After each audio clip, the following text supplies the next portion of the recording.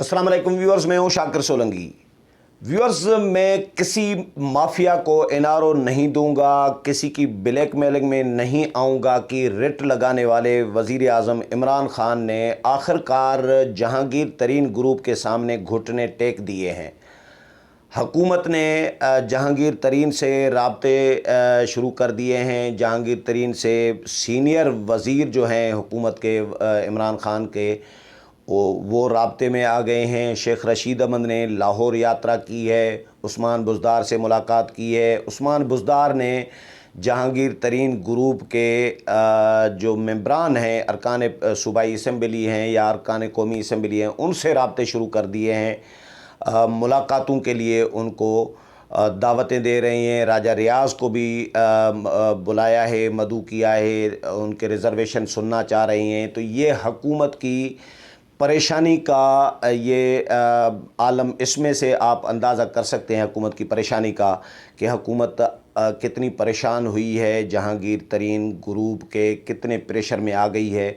सवाल ये है कि हुकूमत अपने ही पार्टी के मेंबरान के ख़िलाफ़ वज़ीर आज़म इमरान खान कोई कार्रवाई करने के बजाय, शोकाज़ नोटिस भेजने की बजाय, उनसे पूछताछ करने की बजाय उनके सामने इतने मजबूर क्यों हैं कि घुटने टेकने पड़ रहे हैं, उनसे मुज़ाकरात करने पड़ रहे हैं, उनको यकीन दहानियाँ करानी पड़ रही हैं। शेख रशीद अहमद ने दावा किया है जी कि जहांगीर तरीन ग्रुप बजट में वोट भी देगा और कहीं नहीं जा रहा, और उस्मान बुज़दार की हुकूमत को कोई ख़तरा नहीं है, वगैरह वगैरह इस तरह की बातें की हैं। लाहौर में प्रेस कॉन्फ्रेंस की है, मीडिया टॉक की है। लेकिन अगर ऐसा होता, अगर उस्मान बुज़दार को कोई ख़तरा न होता, वज़ीर आज़म इमरान खान को अपनी कश्ती डूबती हुई नज़र ना आती होती, या उस्मान बुज़दार की कश्ती डूबती नज़र नहीं आ रही होती, तो फिर ये रवाबित किस चीज़ के, फिर क्यों किए जा रहे हैं? और मेरा ख़्याल है कि ये रवाबित फिर सीनियर वज़रा जो है जहांगीर तरीन के साथ किसी सूरत रब्ता न करते, अगर हुकूमत के लिए कोई परेशानी न होती। तो इस मामले पर बात करूँगा कि आगे क्या होने वाला है, क्योंकि पाकिस्तान की पॉलिटिक्स में लम्हा बलम्हा सूरत हाल तब्दील होती रहती है। सुबह को एक सिचुएशन होती है, रात को शाम को एक दूसरी सिचुएशन होती है, फिर सुबह को उठते हैं तो सूरत हाल तब्दील हो चुकी होती है। मुझे याद पड़ रहा है मीर ज़फ़रुल्लाह जमाली, मैं उन दिनों में इस्लामाबाद नया आया था, तो उन दिनों में काविश KTN में आया था मैं, कराची से ट्रांसफ़र होकर। तो उन दिनों में मीर ज़फ़रुल्लाह जमाली वज़ीर आज़म थे, और मीर ज़फ़रुल्लाह जमाली ने कुछ घंटे पहले ही कहा था कि जी मेरी वज़ारत उज़्मा कहीं नहीं जा रही, मेरी हुकूमत मज़बूत है, मेरी कुर्सी मज़बूत है, कोई ख़तरा नहीं है। चंद घंटों के बाद उसी दिन ही मीर ज़फ़रुल्लाह जमाली ने उनसे ले लिया गया था, इस्तीफ़ा देना पड़ा था। तो ये पॉलिटिक्स इस तरह ही पाकिस्तान की गैर यकीनी की सूरत हाल होती है। हर वक्त किसी भी वक्त कुछ भी हो सकता है, किसी भी वक्त लांग बूट भी वाले भी आ सकते हैं, किसी भी वक्त वज़ीर आज़म गिरफ़्तार हो सकता है, किसी भी वक्त हुकूमत जा सकती है, किसी भी वक्त तहरीक अदम एतमाद आ सकती है, किसी भी वक्त इन-हाउस तब्दीली आ सकती है, किसी भी वक्त अपने ही साथी ख़िलाफ़ हो सकते हैं। तो ये पाकिस्तानी सियासत में इसी तरह ही चलता रहता है। तो कल मैंने प्रोग्राम किया था कि जी जहांगीर तरीन और ग्रुप जो है ये इस मौके पर क्यों उठा है, बजट में ये टफ़ टाइम दे सकता है हुकूमत को, क्योंकि जहांगीर तरीन ग्रुप के जो मेंबरान हैं पंजाब असम्बली के, उन्होंने जो TV टॉक शोज़ में जो ज़ुबान इस्तेमाल की है, जो बातें की हैं, वज़ीर आज़म इमरान खान के ख़िलाफ़ सख्त बातें की हैं, PTI हुकूमत की परफॉर्मेंस पे शदीद रिज़र्वेशन और सवालात उठाए हैं, स्पेशली उस्मान बुज़दार की परफॉर्मेंस पर। ये तक कहा है कि वज़ीर आज़म साहब, ये उस्मान बुज़दार आपके लिए तो ठीक होंगे, लेकिन हमारे लिए भाई ठीक नहीं है। मतलब वज़ीर आज़म को मुखातिब करके कुछ लोग फिर ज़ाहिर नरम लहजा भी इस्तेमाल कर रहे थे कि जी वज़ीर आज़म इमरान खान ही हमारे वज़ीर आज़म हैं, वो लीडर हैं, और हमारे रिज़र्वेशन हैं अपनी जगह पे, लेकिन अभी हम PTI में मौजूद हैं, ये जहांगीर तरीन भी कहते रहे हैं। تو لیکن کچھ لوگ شدید اختلافات رکھ رہے ہیں، سخت زبان بھی استعمال کرتے رہے ہیں۔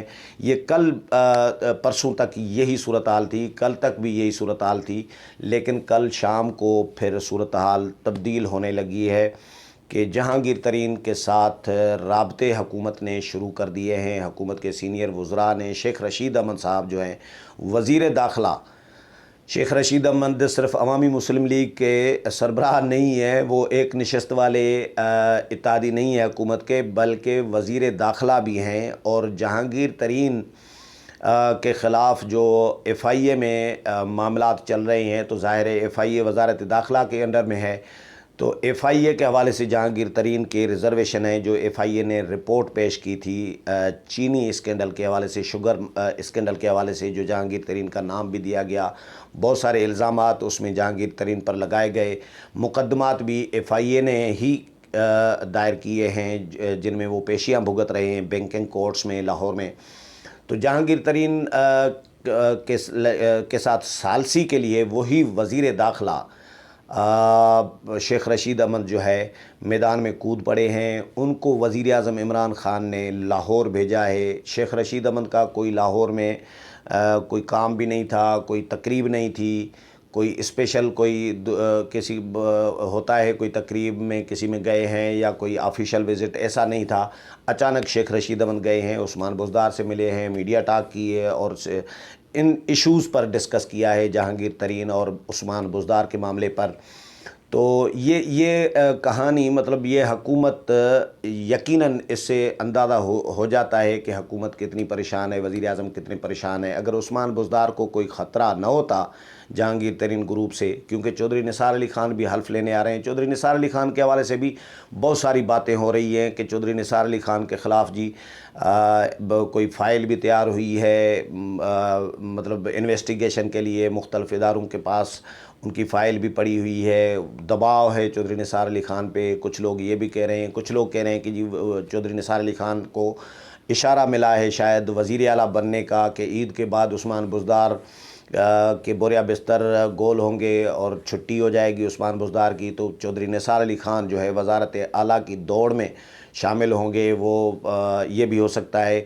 مطلب یہ مختلف چیزیں چل رہی ہیں، لیکن چودھری نثار علی خان کے حوالے سے کچھ بھی نہیں کہا جا سکتا کہ ان کا کیا سین بنے گا، کیونکہ رنگ روڈ کے حوالے سے جو کیس ہے، رنگ روڈ کا جو اسکینڈل آیا ہے، اس کے ساتھ لنک ایک کر رہا ہے نون لیگ کے دور کا ایک موٹر وے یا کوئی روڈ ہے، این ایچ اے کا ایک پروجیکٹ ہے، اس میں بھی اسی طرح کا ہی اطلاعات یہ گردش کر رہی ہیں کہ اسی طرح کا ہی اسکینڈل ہے، جس طرح رنگ روڈ میں انہوں نے نقشے اور یہ تبدیل کیے گئے ہیں، اپنے دوستوں کو فائدہ پہنچانے کی کوشش کی گئی ہے، اس طرح کے الزامات ہیں۔ رنگ روڈ جو پروجیکٹ ہے اس میں اسی طرح کا الزام پھر نون لیگ کے حوالے کے دور کے حوالے سے بھی یہ مارکیٹ میں ڈسکس ہو رہا ہے، لیکن اس کا کنفرم میں کچھ نہیں کہہ سکتا، کیونکہ یہ اداروں کا معاملہ ہے، ادارے ہی جانتے ہیں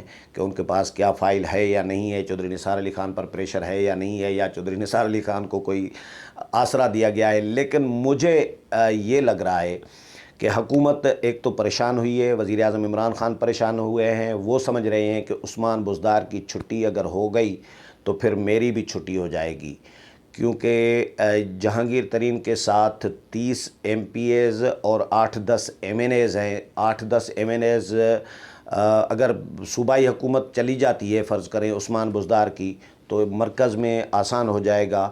8-10 ابھی ہیں فرض کریں، تو 2-4 اور بھی آ جائیں گے، 2-4-5 اور آ گئے تو حکومت دھڑام سے نیچے چلی جائے گی۔ اس میں اپوزیشن کا رول بڑا میٹر کر رہا ہوگا کہ اپوزیشن کیا رول پلے کرتی ہے۔ چودھری برادران کی کہانی الگ ہے، وہ الگ عمران خان کے ساتھ ناراض رہے ہیں، اور وہ خود چودھری پرویز الہی جو ہے وزیر اعلیٰ بننے کے خواہش مند ہیں شروع دن سے، پہلے دن سے، تو وہ بھی گھات لگائے بیٹھے ہوئے ہیں، دیکھ رہے ہیں صورتحال کو، واچ کر رہے ہیں کہ کیا ہو رہا ہے۔ وہ اسپیکر پنجاب اسمبلی ہیں، اور چودھری برادران پنجاب کی سیاست کو بہت اچھے طریقے سے سمجھ رہے ہیں، جس طرح نون لیگ سمجھ رہی ہوتی ہے، اسی طرح چودھری برادران کی جماعت چاہے چھوٹی ہی ہو اس وقت، नून लीग से, लेकिन चौधरी बिरादरान की सियासी बसीरत का सब लोग तस्लीम करेंगे इस बात को कि सियासी बसीरत उनके पास है। उनके पास सियासत को प्रॉपरली वो समझ रहे होते हैं, पंजाब की सियासत को, तो वो भी घात लगाए बैठे हुए हैं, देख रहे हैं कि क्या हो रहा है। लेकिन हुकूमत जो जहांगीर तरीन के साथ हुकूमत ने राबते किए हैं वज़रा ने, तो ये एक तो इसको एनआरओ करार दिया जा रहा है कि भाई इमरान खान जो रिट लगाए हुए हैं, रोज़ाना की बुनियाद पर तकरीरें कर रहे हैं जी, एक माफिया मुझे ब्लैकमेल करना चाह रहा है, तो मैं उनकी किसी मेलिंग में नहीं आऊँगा, मैं इनको माफियाज़ को एनआरओ नहीं दूंगा, सबको कानून के सामने जो है जवाबदेह होना पड़ेगा और कानून सबके लिए बराबर होगा। छोटे गरीब आदमी के लिए या छोटे आदमी के लिए अलग कानून, बड़े आदमी के लिए, अमीर आदमी के लिए दूसरा कानून, ये नहीं होगा। तो कप्तान जहाँ पे इस तरह की रिट लगाएं इमरान खान साहब, तो समझ लें कि वहाँ पे इमरान खान साहब बहुत कमज़ोर पड़ गए हैं या कमज़ोर पड़ने वाले हैं। ये कप्तान की जो 3.25 साल की हुकूमत रही है, इसमें ये देखा है, नवाज़ शरीफ को एनआरओ नहीं दूंगा और मुल्क से बाहर जाने नहीं दूंगा, कितनी रिट लगाई हुई थी। लेकिन जब नवाज़ शरीफ साहब चले गए तो इमरान खान साहब ने सर पकड़ लिया और अल्लाह की तरफ हाथ उठाए कि जी खुदा तेरी, अल्लाह तेरी शान है, नवाज़ शरीफ तो घूम रहे हैं। तो खान साहब को पता ही नहीं चला कि क्या हो गया मेरे साथ। तो एनआरओ जिन्होंने देना है तो उन्होंने देना होता है। खान साहब के पास एनआरओ देने के लिए कुछ नहीं है, अवाम को देने के लिए कुछ नहीं है, पार्टी के लोगों को देने के लिए कुछ नहीं है। तो खान साहब क्या एनआरओ देंगे? खान साहब के बस में कुछ नहीं है। खान साहब एक अलामती हमारे वज़ीर आज़म ज़रूर हैं कि बज़ाहिर वज़ीर आज़म हैं, सिलेक्टेड वज़ीर आज़म जिसको कहा जा रहा है, लेकिन उनके पास अख्तियारात एनआरओ देने के कम अज़ कम नहीं हैं। एनआरओ जिन्होंने देना है उन्होंने ही देना होता है। तो खान साहब के साथ ये भी हाथ हो रहा है शायद कि जहांगीर तरीन के साथ जो है हुकूमत उनके सामने घुटने टेक रही है। हुकूमत ये चाह रही है कि बजट किसी न किसी तरीके से कम अज़ कम निकाला जाए, बजट में कोई गड़बड़ न हो। बजट में ये जहांगीर तरीन ग्रुप जो है टफ़ टाइम दे सकता है, हुकूमत जा भी सकती है। अगर बजट मंजूर नहीं करवा सकी हुकूमत, तो फिर हुकूमत के पास अखलाकी कोई जवाज़ नहीं रहता, फिर समझ लें कि हुकूमत ख़त्म हो चुकी है। अगर बजट पास कराने में हुकूमत नाकाम हो जाए, सूबाई हुकूमत या मरकज़ी हुकूमत, तो ये भी खान साहब जानते हैं कि यही उस्मान बुज़दार गए तो मेरी भी कुर्सी नहीं बचेगी। तो खान साहब की परेशानी इसमें से वाज़े है। परेशान न होते तो जहांगीर तरीन के साथ राब्ते न करते, सीनियर वज़रा उनके साथ मुज़ाकरात न करते। शेख रशीद अहमद ने क्लेम किया है कि जी जहांगीर तरीन जो है वोट भी देंगे, यानी उन्होंने ये कहा है कि जी जहांगीर तरीन ने कोई यकीन दहानी कराई है कि जी वोट भी देंगे और कोई गड़बड़ नहीं करेंगे और स्पीकर को अब दरख्वास्त भी नहीं देंगे अलग नशस्तों पर बैठने के लिए। तो ये कल तक तपे हुए थे जहांगीर तरीन ग्रुप के तमाम अरकान तकरीबन, और अब जहांगीर तरीन यकीन दहानी करा रहे हैं। तो ये समझ में नहीं आ रही कि या तो कप्तान के साथ हाथ हो रहा है, इस्टेब्लिशमेंट कप्तान के साथ हाथ कर रही है, या कप्तान जहांगीर तरीन के साथ हाथ कर रहे हैं। मुझे ऐसा लग रहा है कि ये लॉलीपॉप है जहांगीर तरीन ग्रुप के लिए, आर्जी तौर पर काम टपाने के लिए, काम निकालने के लिए। जिस तरह जहांगीर तरीन ने सेनेट इलेक्शन में, जो जहांगीर तरीन के हवाले से एक तसर है कि सेनेट इंतखाबात में इमरान खान की पार्टी को, पीटीआई के उम्मीदवार को, डॉक्टर हफीज़ शेख को हरवाने में जहांगीर तरीन का बहुत बड़ा रोल रहा, ये तसर आम है। तो उसके बाद खान साहब और फिर जहांगीर तरीन के ख़िलाफ़ मुकदमात भी दायर हुए। जहांगीर तरीन को यकीन दहानी कराई गई, जी आ जाएं वापस, आपको कुछ नहीं कहा जाएगा। वो खान साहब की कहा जा रहा है कि यकीन दहानी पे मुल्क में वापस आए, लेकिन वो पेशियाँ भुगत रहे हैं। और फिर जहांगीर तरीन ग्रुप के राजा रियाज़ की सरबराही में जो मेंबरान थे वज़ीर आज़म से मिले भी। अगर वज़ीर आज़म ने एनआरओ नहीं देना होता तो वज़ीर आज़म मिल क्यों रहे थे? जो नाराज़ अरकान हैं, जो आपको ब्लैकमेल करना चाह रहे हैं खान साहब, تو آپ ان سے ملاقات کیوں کر رہے ہیں؟ ملاقات کرنے کا مقصد کیا ہو سکتا ہے؟ اگر آپ نے NRO نہیں دینا تو ان کو ٹائم کیسے دیا؟ آپ ان کو بلیک میلر بھی قرار دے رہے ہیں، پھر ان سے ملاقاتیں بھی کر رہے ہیں، پھر ان کے ساتھ ان کو NRO بھی نہیں دینا چاہ رہے، بلیک میلنگ میں بھی ان کی بھی نہیں آنا چاہ رہے، اور پھر وزراء، سینئر وزراء ان کے پاس بھیج رہے ہیں، ان سے رابطے کر رہے ہیں کہ جی منت ترلے کر رہے ہیں۔ تو یہ سمجھ میں نہیں آ رہا خان صاحب، مجھے ایسا لگ رہا ہے کہ خان صاحب لالی پاپ دے رہے ہیں، کیونکہ ابھی تک خان صاحب نے پونے 3 سال میں پوری قوم کو، عوام کو، اسٹیبلشمنٹ کو، اتحادیوں کو، سب کو لالی پاپ ہی دیے ہیں۔ کوئی ایک وعدہ نہیں ہے جو عمران خان نے پورا کیا ہو۔ ایک دن ایک وعدہ ہوتا ہے، ایک اناؤنسمنٹ ہوتی ہے، دوسرے دن دوسرا وعدہ ہوتا ہے، تیسرے دن تیسرا موقف ہوتا ہے۔ کوئی ایک موقف خان صاحب کا نہیں ہوتا۔